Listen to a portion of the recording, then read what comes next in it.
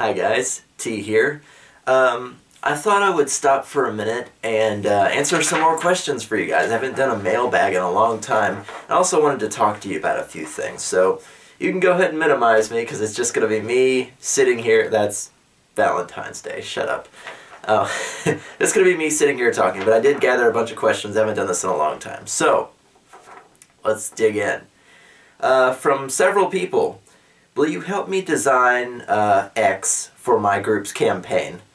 No. I really don't like to stick my head into other people's business and into other people's D&D games that I'm not going to be a part of, and thusly any work that I do would be completely arbitrary, much less not a part of my life, because I'm not participating in said game. And I can't design something for a game and participate in it because then I would be the DM. And if I was playing, I would know what was around every corner, so it wouldn't matter anyway. So, you know, watch some videos, go see Fistful of Dice, go see Dungeon Master Johnny, go see, you know, my stuff, go see...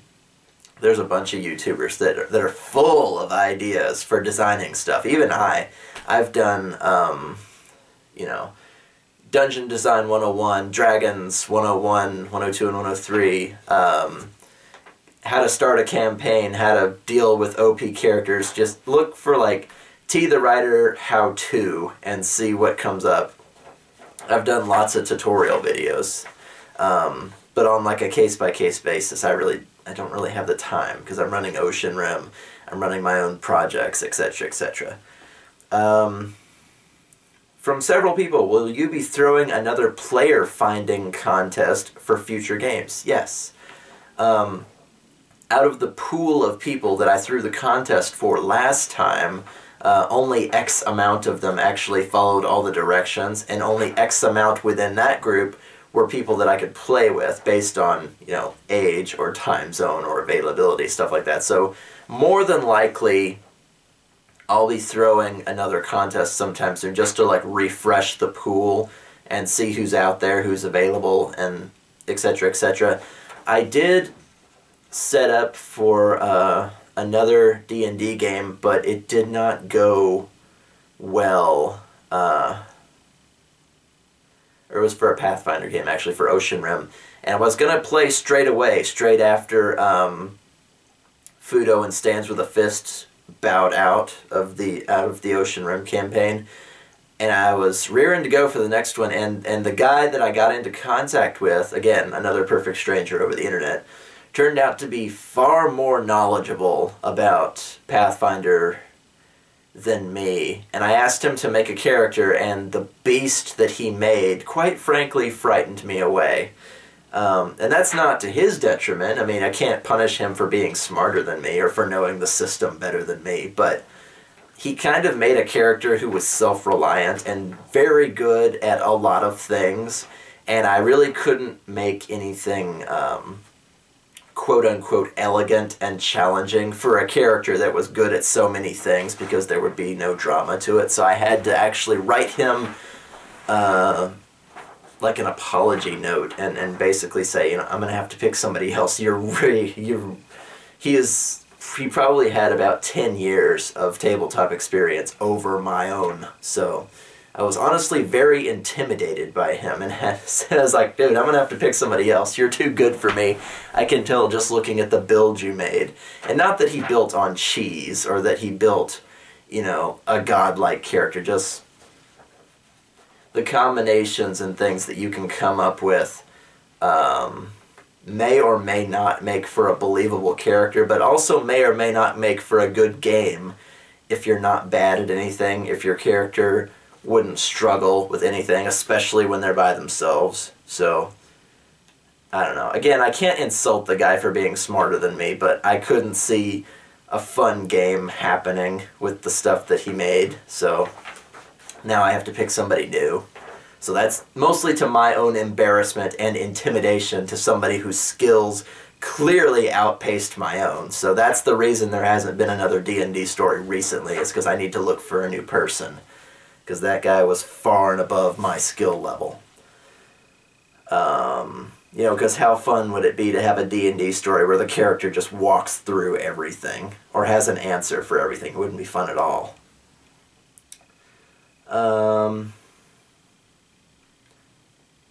From several people, I saw your screenshot from Rogue Legacy on Facebook. Will you be reviewing it? Yes, I just posted that today.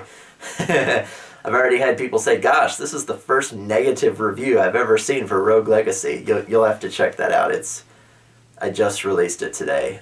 It's short. It's like 6 minutes. So, on par from my usual 40-minute RPG reviews, this one's actually short. I've been trying to do smaller games recently, just so I can put a video out, you know, every week or so instead of once a month or whatever it was with those giant RPGs. And I don't mind giant RPGs, but I can't put videos out very often if I'm just doing these 40, 60, 80-hour games. So I have to have little ones now and then to keep the channel, you know, alive and active.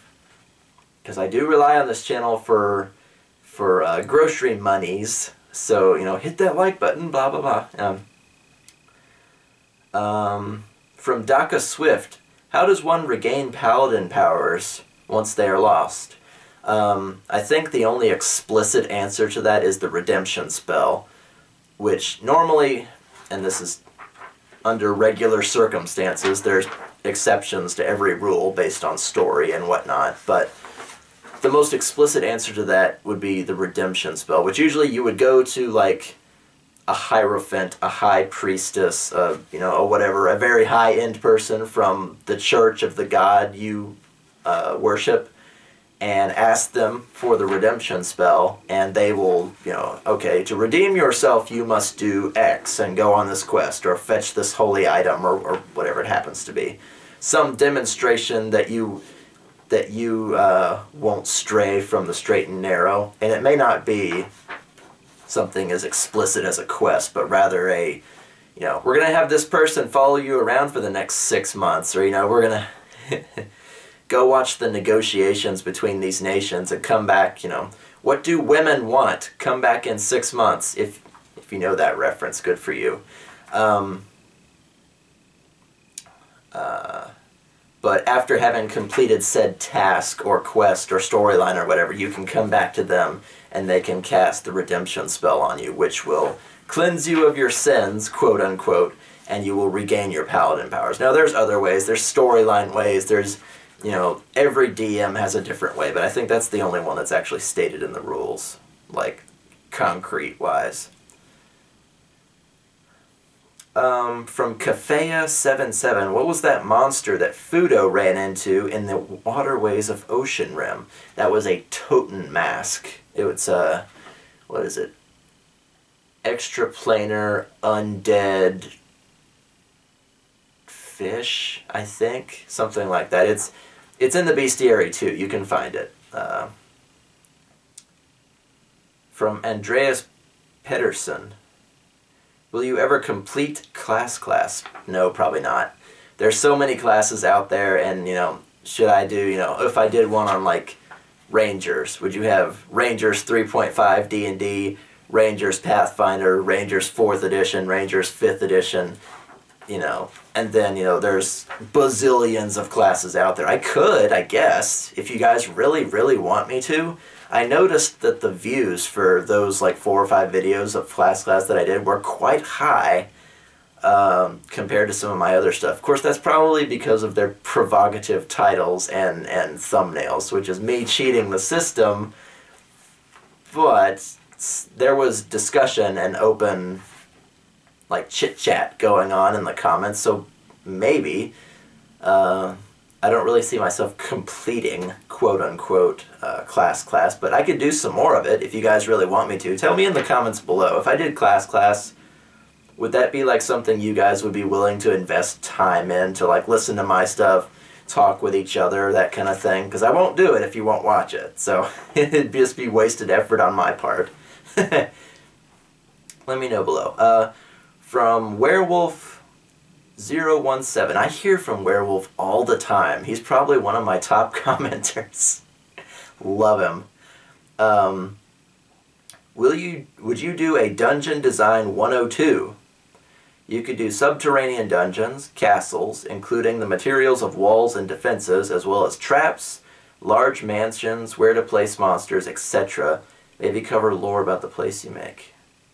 Well, that's a whole bunch of videos, but I could do that, yeah. That's almost like a mini-series. I could certainly do that. It's a good idea. I know a bunch of my stuff fits into like mini-series, like Class, the Divinity things. I have so many playlists on my channel, not a whole bunch of free roaming content. But yeah, I could do dungeon design stuff. I wanted to do a video about the cannon behind the door, which is a trap that I made up, or I like to think that I made up, but I probably didn't. Probably remember it from somewhere. That I wanted to do a video about, but I was like, gosh, that would only be like 4 minutes long. But if I was doing a dungeon design, like mini-series or whatever, I could certainly make a video about that. So yeah, Werewolf, I will certainly do that. At some point. I have so many things I want to do. Ah! From Raiden Kokurai, what is a kobold? And then I noticed in the rest of his comments he spelled it cobalt. Kobold are the little lizard people. They're basically goblins, but more fun to play with. From Seven Tenchi, what happened to the Dragon Commander Let's Play you were doing? Hard mode is hard, yo.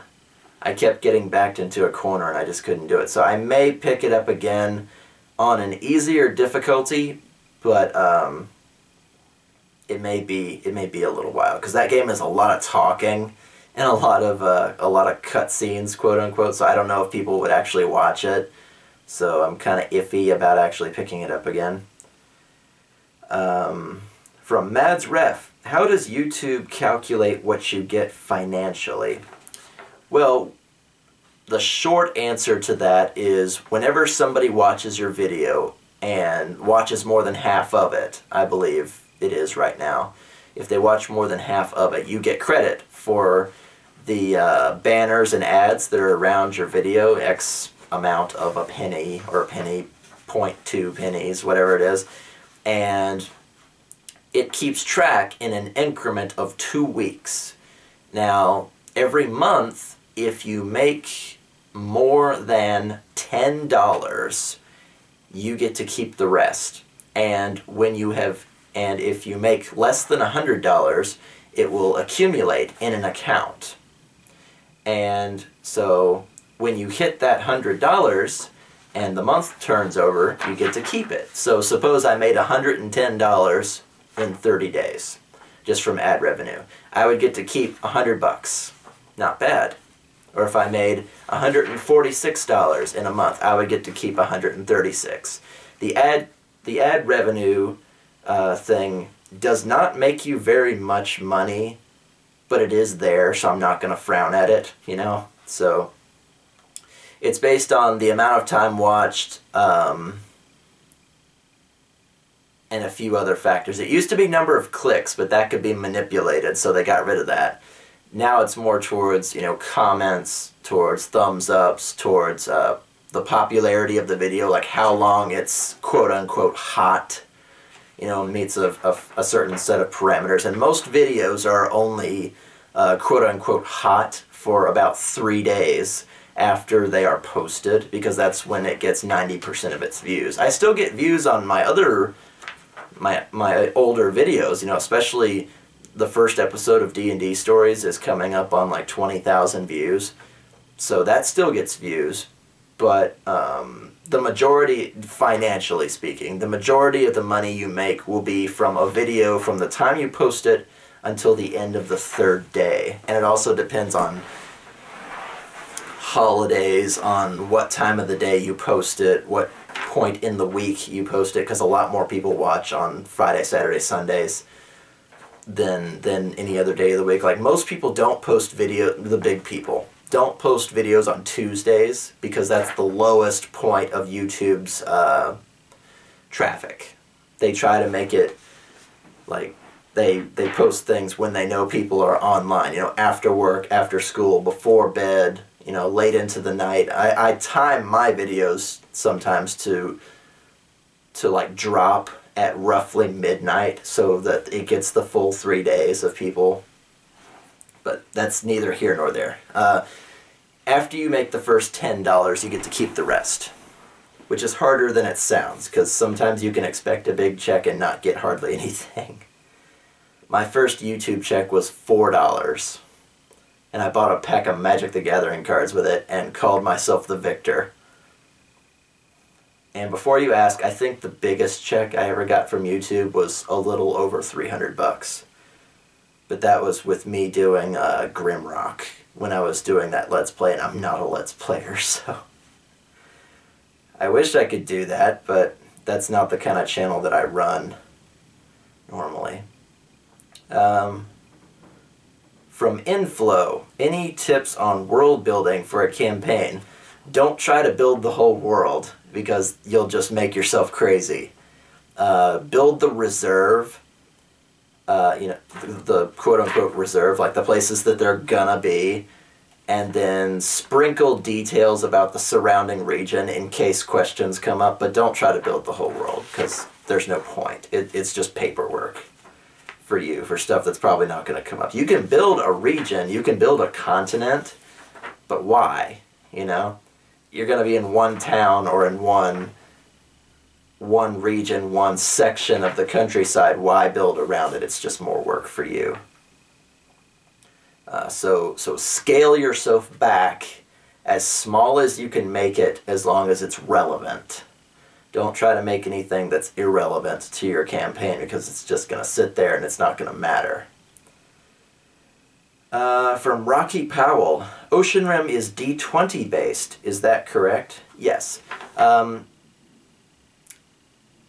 Ocean Rim, part of it was based in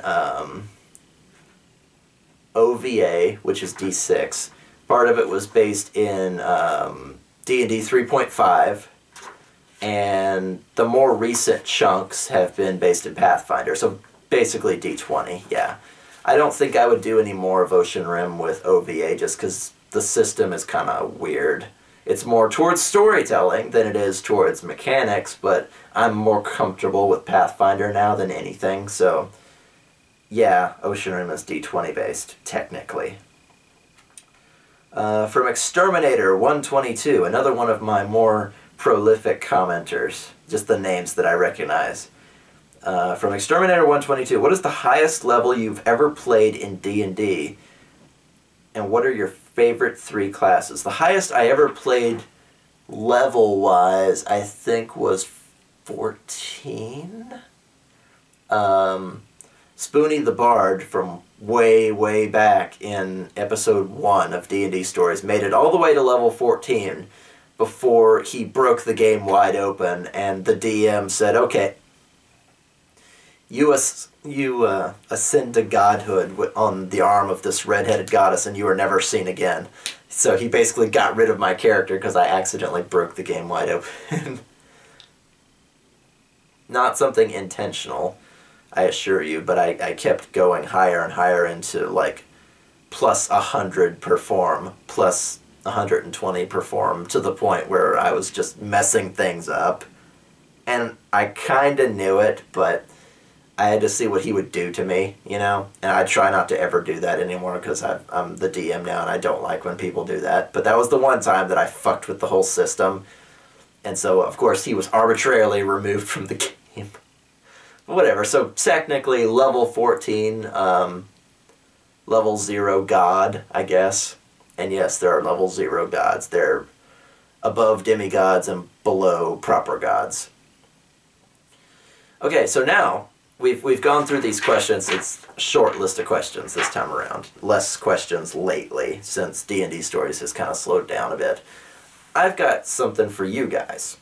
Now, as you probably noticed, I've been putting out these short, like, Steam game reviews. You know, I did Kingdom Rush and Horde and Barbarian. I just did Rogue Legacy. I've been looking at, like, small Steam games recently, like the $15 and less kind of games that fit with like the D&D like medieval fantasy theme. And my wish list on Steam is a mile long, but do you guys have any games that you want me to review? I know I said I would review Elder Scrolls, and I am struggling with that right now for technical issues, but as far as like smaller games go that fit with like the D&D RPG kind of theme, do you have anything you want to see? Like I've seen like Darkest Dungeons. I've seen I got onto Steam and typed the word dungeon and then set the parameters for like $15 or less, and I forgot how to do it. I wish I could remember. And then I went and I typed the word dragon and $15 or less, and I hit a whole bunch of games there. And, I want to do like a bunch of small games. That way I'm not doing these 80-hour, sweeping RPGs and nothing else, because my channel would go dead. I would only put out a video every 6 weeks or so. And, it'd be 40, 60 hours worth of work after I'd played the game itself. So I've been doing these smaller ones to put out videos more frequently, on top of my other projects like Monster Spotlight and stuff. Do you have any like small games, whether they be like Barbarian or Rogue Legacy or just straight up like RPG Maker games that happen to make it onto Steam? Any that you really like or you really want to see? Let me know in the comments below. There's some, I know that somebody wanted me to do Crypt of the Necrodancer, and I would review that game and I would buy it, but it's still in early access, which means it's not done, which means it might be glitchy, it might be this or that. I forget what game it was. My girlfriend bought it for me. It's a, shit, I forgot what it was called. It was a fantasy build the village kind of game where all of the villagers had like armor slots and things on top of their normal day-to-day lives. So if the village were attacked, everybody could be decked out in armor or magic spells and things like that. You could build buildings and do all kinds of crazy stuff, but that game has been in development for like 2.5 years. And it's sitting at like the 42% mark, and I can't review it because I can't play it. It doesn't have a save feature yet. It doesn't have a campaign. It's got a lot of great ideas, but I couldn't give it a proper review beyond, hey, this game isn't done yet, don't buy it. So, no early access games. Just like games that are out, games that are cheap, games that would kind of fit with the D&D stories theme. It doesn't have to be an RPG. It could be, a bullet hell shooter like Barbarian. It could be a platformer like Rogue Legacy. But like the swords and sorcery category, like $15 or less. If you see a game that you think would go really well with my channel or that I would really like based on what you know about me, put it in the comments below and I'll go have a look at it, and who knows, like I said, my freaking wish list is a mile long, but it's full of games that are like $2.99, $5.89, things like that would just be sheer time spent would be the deciding factor, not necessarily money, and I have to be really careful with my money right now because, I just paid my car insurance. God. And a bunch of other bills. Twice a year, I have this horrible alignment of the planets where all my money just goes out the window, and I have to be really careful for like the next 2 months to make sure I don't have to dip into my savings and stuff like that. So, cheap but fun swords and sorcery, let me know in the comments below. A few of you jumped on to my Steam stuff, and a few people were nice enough to just give me some of their game keys, which was amazing. God, people just handed me Brutal Legend, Mark of the Ninja, the A Bard's Tale series, which I didn't know actually is a crossover with Ultima, because it starts in Skara Brae, which was weird and just...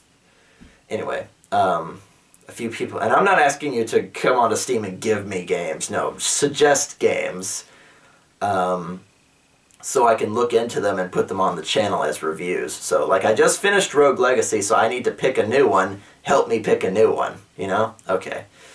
So, that is all for now. You should see a pretty big burst of content soon. I'm going to be working a lot on Monster Spotlight, maybe picking up Dragon Commander again, and I'll be, like I said, picking up some of these smaller Steam games while I try to figure out what to do with the early Elder Scrolls games, because they either don't work on my computer for very long, or they refuse fraps, or, you know, I have to try and figure out, maybe I just need to go watch, you know, a long play, if I can find one, of Daggerfall, because Daggerfall works on my computer, but doesn't like fraps, so I can't record anything for a review, and for Arena, to record a long to watch a long play of that, because on my computer I can't level up my character.